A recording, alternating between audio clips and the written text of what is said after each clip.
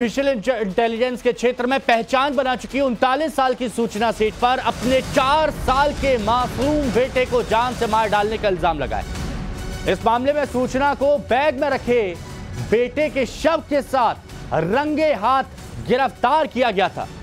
हालांकि सनसनीखेज वारदात के 5 दिन बीत जाने के बाद भी सूचना सेठ बेटे की हत्या करने की बात को नकार रही है। गोवा पुलिस के सामने सूचना सेठ का बयान आया। सूचना सेठ ने बेटे की हत्या से इनकार किया और सूचना कह रही है कि मैंने बेटे की हत्या नहीं की। सुबह उठी तो बेटे की मौत हो चुकी थी, यह सूचना सेठ कह रही है।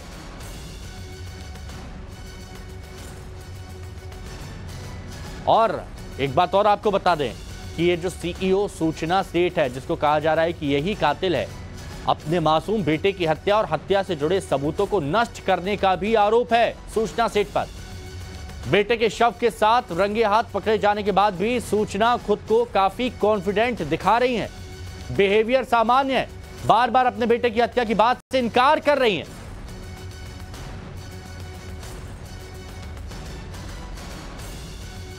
तो सूचना सेठ कॉन्फिडेंट है, कह रही है कि उसने कत्ल नहीं किया। अपने बयान पर यह सूचना सेठ इस वक्त, ये आप जो जहां देख रहे हैं, महिला को ये अपने बयान पर अड़ी हुई है और उसने अपने बेटे की हत्या नहीं की। ऐसे में यह कहा जा रहा है कि सूचना सेठ या तो किसी बड़े राज से पर्दा नहीं हटाना चाहती या फिर किसी शातिर की तरह पुलिस को गुमराह करने की कोशिश में है। और इस मामले में जांच के दौरान अब तक क्या क्या खुलासे हुए वो चलिए हम आपको यहां पर बता देते हैं। गोवा मर्डर केस, पुलिस की पड़ताल में क्या आया?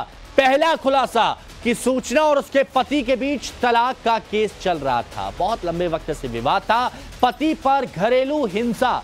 ये देखिए, घरेलू हिंसा का केस दर्ज कराया था सूचना सेठ ने। इसके अलावा कोर्ट ने पति को बच्चे से मिलने की इजाजत दी थी कि पति जब चाहता है अपने बच्चे से मिलता था। सूचना नहीं चाहती थी कि बेटा उसके पति से, मतलब ये मासूम जिसकी हत्या हो गई, या फिर पता चलेगा कि जान गई है या फिर हत्या की है सूचना सेठ ने, आगे पता चलेगा, बच्चा अपने पिता से ना मिले इसलिए बेटे को मार डाला। ये पुलिस की पड़ताल में ये खुलासा हुआ है। हालांकि सूचना सेठ कह रही है कि मैंने कुछ नहीं किया। सूचना अपने पति वेंकट रमन से नफरत करती थी, बेटा पिता से ना मिले इसलिए हत्या कर दी। ये पुलिस की पड़ताल में अभी तक ये कहा गया है। सूचना सेठ कह रही है कि जब वो उठी तब तक बेटा मर चुका था।